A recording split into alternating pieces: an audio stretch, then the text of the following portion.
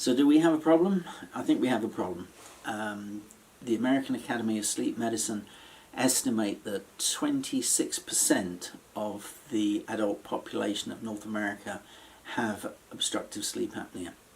There's a very well documented association with various comorbidities, and there is a strong comortality with obstructive sleep apnea. There is very poor reporting from physicians. The general population, the public's understanding of the problem is limited, but improving. The cost in terms of resources for obstructive sleep apnea, that is, associated costs of the comorbidities and time lost, accidents, various other things is tremendous. In the States it must run at hundreds of billions, and statistically 90% of those with obstructive sleep apnea have never been diagnosed. In fact, the majority of people are never actually screened, which is sad, really, because it would be such an easy way of the medical systems to save money, but they need to be proactive, and of course that's not historically that's not really a good enough reason. 22 million people, it's estimated, in North America, in the US, have obstructive sleep apnea. And one of the main problems is that we can't cope. There's just too many people. They're actually decreasing the number of sleep physicians coming through, and it's been estimated that with the current rate of testing, it would take 20 years to test the people who are suspected of having obstructive sleep apnea today. So that's not including the people tomorrow, the day after, and so on and so forth. 20 years. And that's just for the present. And the interesting thing is, in the UK, it's 10 times as long. It's over 200 years it would take at current rates. So I think it's fair to say that number one is we have a serious problem. Number two is that problem's not going to go away very quickly. There is still a need. And the issue here is that the treatments that we have, such as CPAP, continuous positive pressure, continuous positive airway pressure, the mask hose and pump, that the compliance rates are not good.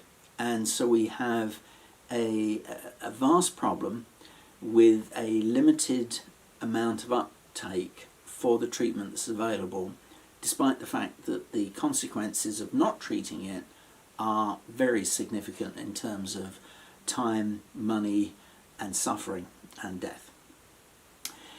So what do? Well, this is where the dentists come in. You know, we're talking about CPAP. CPAP is a $4 billion industry annually in the US alone. $4 billion. And it is not enough. It's inadequate. So there is an enormous, absolutely enormous marketplace for the dentist. And we're talking about obstructive sleep apnea. We're not talking about dental sleep medicine. So just the sleep disordered breathing aspect of dental sleep medicine is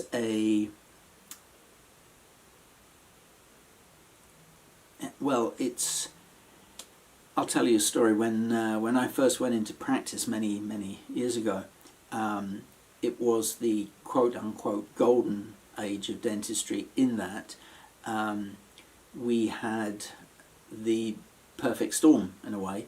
The need was there, the want was there, and the money, because things were much less expensive than they are now, was there. And that's what we have here with sleep disordered breathing and dental sleep medicine.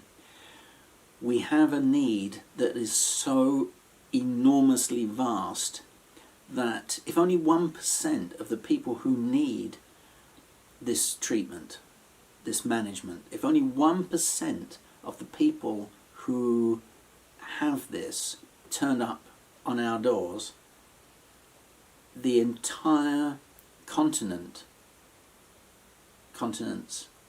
dentists couldn't cope. We just wouldn't be able to cope.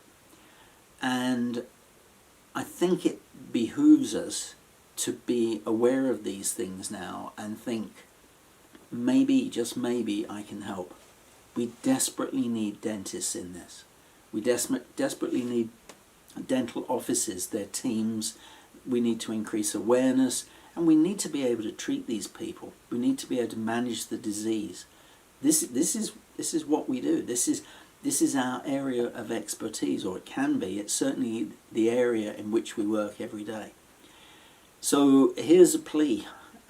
We need more people doing this. We really do. And there is the need, and there is the business. Thank you.